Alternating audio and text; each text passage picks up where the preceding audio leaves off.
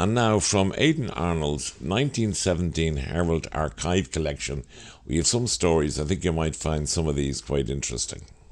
Cigarettes were really, I suppose it was the First World War, and people were very happy to have a cigarette. But so many ads just glorify cigarettes and just show the total innocence that people had about the obvious dangers that we now know. Like, here's the golden spangled cigarette. For sheer physical enjoyment, there is nothing within this vale of tears to equal the cigarette. And if it be smoked in bed, say when the toiler takes his weekly day of rest or indulges in a well-earned vacation which entitles him to the luxury of an additional hour or so between the sheets, it should reconcile poor erring humanity to the loss of paradise. For according to all authentic history, Adam had not even a nodding acquaintance with the divine properties of the glorious herb. Every smoker appreciates golden spangled cigarettes, highest quality, big value, 20 for 8p or 10 for 4p. Another cigarette ad. This is for Chairman cigarettes. These are made by R.J. Lee Limited in Manchester. And we've got a cartoon of two people approaching each other again in the First World War. One is a very decrepit looking character with a cigarette, and the other is quite an upright British chappie. Private Chairman joins up, it starts with. Halt! Advance one and be recognised. Although that cheerful imp Private Chairman is rather the worst for a tumble in a flooded trench, that's why he looks so decrepit, his cigarettes are easily recognised. They are Chairman and really good. So good that few, if any, are better, and none at their price. They're sold by the tobacconists and at canteens everywhere at 4p for 10. The same price. They all seem to be the same price. Here's one other ad for the very well-known famous Players Navy cut, and it just says 10 for 4p again. For wounded British soldiers and sailors in military hospitals at home and for the front at duty-free prices. Terms and application to John Player and Sons, Nottingham. So you could get cheap cigarettes if you were dying. There's another ad here for Chairman cigarettes. Private Chairman joins up. And here's the Chairman, who is depicted as a rather strange bit of a lunatic with bald head. And he's playing football in this particular with a very healthy-looking, decent-looking man. And then it says, the joy of health and strength. The army training benefits 9 men in every 10 and gives them the joy that comes from physical fitness. It increases appreciation of the homely and sane pleasures of life, one of which is a good cigarette.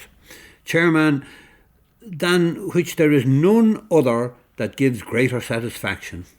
So that's it. Another glorification of the wonders of the cigarette. As an example of what they wrote on history and on churches, sometimes it was always quite maybe stilted, but it was very interesting. Here's a little thing about the church of Ballybockle. When was this? The 24th of February 1917. The church of Ballybockle is about 5 miles from the Knoll. Ballybockle signifies the town of the staff of Jesus. Certainly the most sacred relic that Ireland ever possessed, according to this paper. This staff, or crozier, was claimed to have been in the hands of Christ while he was among men, and afterwards in the possession of St. Patrick. Now, nobody says where it was in between Christ being on earth and Patrick arriving, so I think it took a bit of an imagination to figure that one. It was brought from Armagh in the 12th century and domiciled in Christchurch Cathedral. It was publicly burned in 1558 by Dr. George Browne, who had the unfortunate name here of the Cromwellian Archbishop of Dublin. It says too, the church is one of the most perfect and striking of the ecclesiastical ruins in Fingal. It measures 71 feet long by 25 feet broad. It has a triple arch bell turret peculiar to the Fingalian churches. Exterior stone steps lead up to the tower. The bells were struck by hand with a hammer, and it's impossible to determine the date when this richly jewelled crozier of St. Patrick was housed in the chapel here, but it certainly endowed the place with great sanctity and drew countless pilgrims to worship at the shrine of this miracle-working relic. And next week, the churches of Fingal. In the course of this, all this time is wartime, and whereas war brings out a lot of good in people, well, it also obviously brings out bad, and it brings out the people who look on it as an opportunity.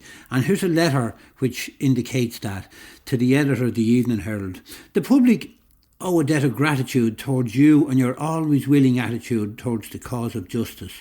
When the milk ring threatened to further swell their prosperity, regardless of the wants of poor children and the poor generally, you kindly led the protest to victory, and the restricted price of other goods may largely be ascribed to your influence.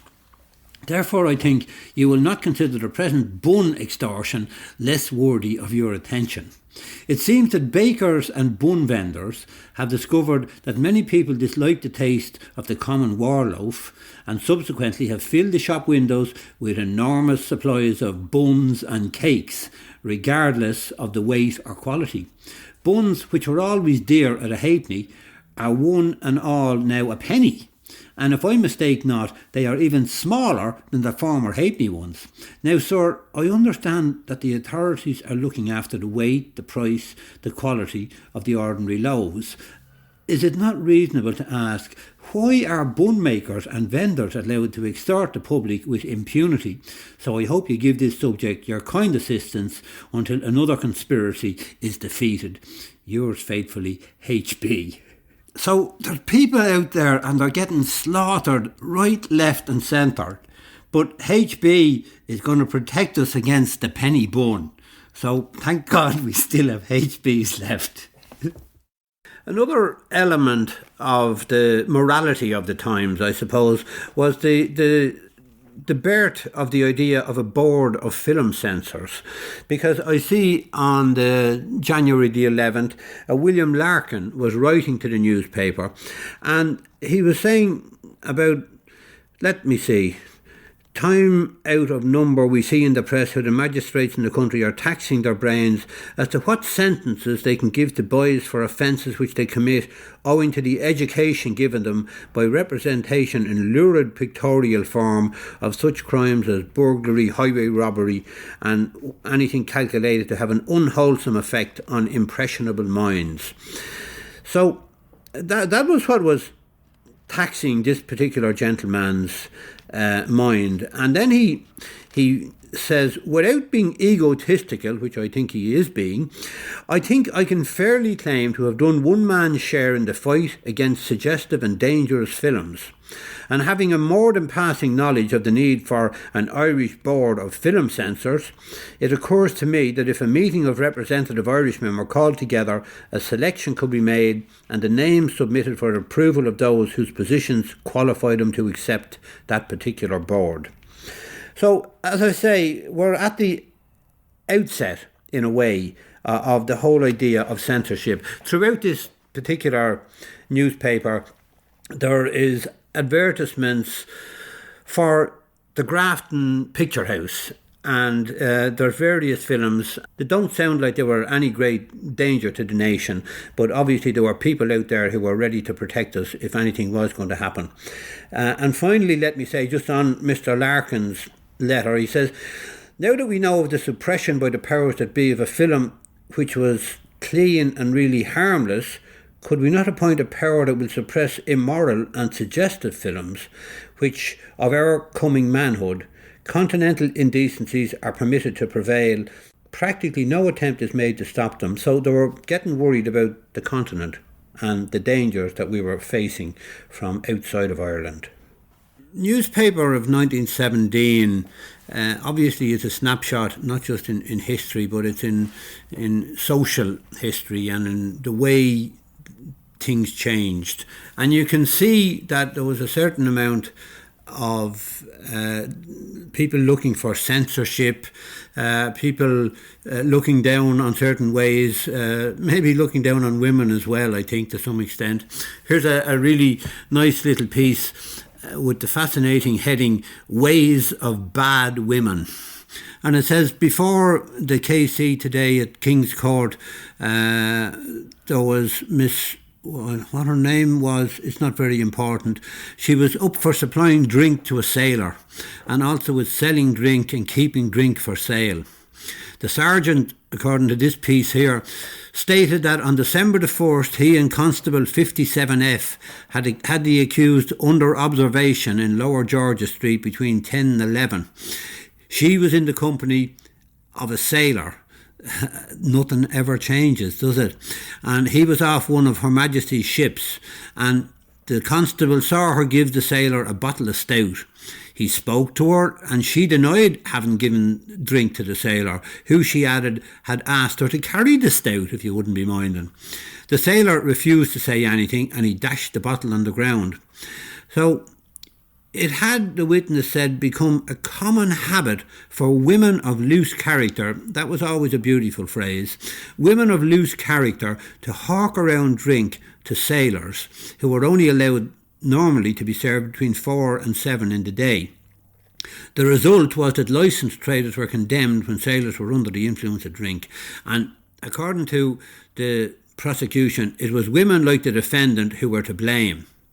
The solicitor said the authorities regarded this class of offence as very serious, and he instructed the severest penalty, and she got the severest penalty. She was fined £5, which in 1917 must have been a fortune.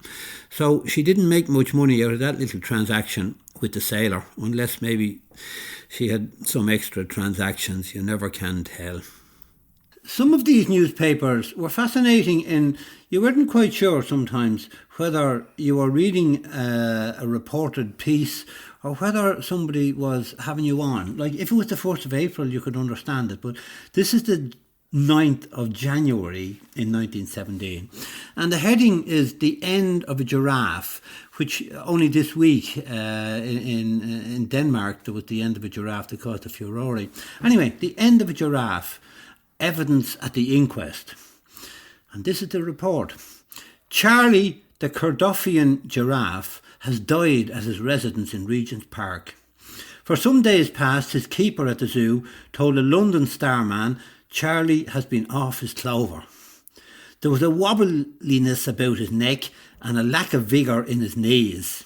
Experts were called in and a tonic was administered on Tuesday, but owing to the kinks in his throat, this failed to reach its destination. Now, are we getting serious here? And on Wednesday, Charlie slowly collapsed, inch by inch, and handed in his checks. He was 16 years old and 14 feet high. In accordance with the custom of the zoo, an inquest was held by the authorities, following a long-distance post-mortem conducted by Dr. Pocock. A well-known Harley Street physician stated that he found the deceased suffering from lassitude and general debility. By means of a stepladder, he examined his tongue and he found it was furred. The pulse was slow, about 74, and the temperature 115. The symptoms rapidly increased until 5 p.m. Deceased died. No domestic troubles. The keeper of the Cameloparus, in his evidence, stated that Charlie had been in his charge since 1902 when he was presented to the zoo by General Sir B. Mahon. He had always been a well-conducted giraffe of regular habits and hours and was a splendid specimen of his kind. He could think of no reason for his demise, as up to the last few days Charlie had been in excellent health.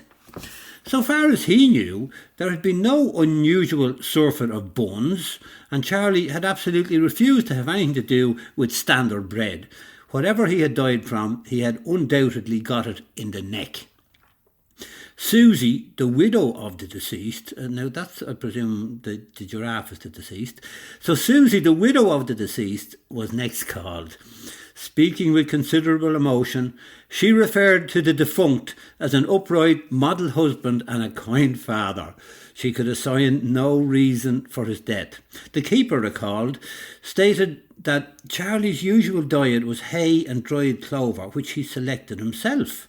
A few months ago, he remembered, deceased had eaten a good half of a lady's bonnet, trimmed with beads and velvet geraniums, and this may have caused indigestion. Not surprisingly, it was an old bonnet. A next-door neighbour of Charlie, the African rhinoceros, stated that on Wednesday night he heard groans proceeding from the next house, but he took no notice. Charlie often amused his family by tying his neck in a knot, and witness thought that the deceased might be having some difficulty about getting it undone. Later, however, witness heard that a bucket had been left in the giraffe's quarters by mistake, and in his opinion, the deceased must have kicked the bucket in the dark. Mr. Pocock, giving evidence of the post-mortem, said that he had motored from one end of the corpse to the other, but had failed to find any cause of death. Certain stains on the neck he attributed to linseed poultices, a quarter of a mile of which had been applied to the deceased when suffering from a sore throat in the winter of 1911. In his opinion, death was due to old age, hastened by fatty degeneration of the heart. A verdict in accordance with the medical evidence was returned, the jury expressing their sympathy with the relatives and neighbours of the late Charlie. These newspapers were obviously the independent newspapers, and it wouldn't be long before Jim Larkin, our rising trade union star, would have been facing them down, or they would have been facing him down.